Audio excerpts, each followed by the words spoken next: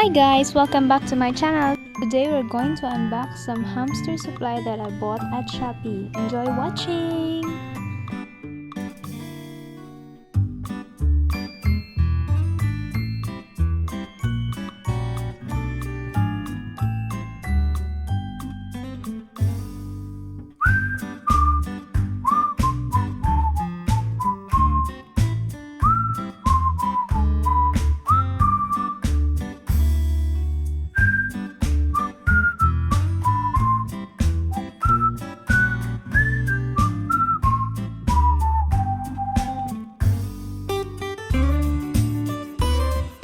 So these are the things that I bought.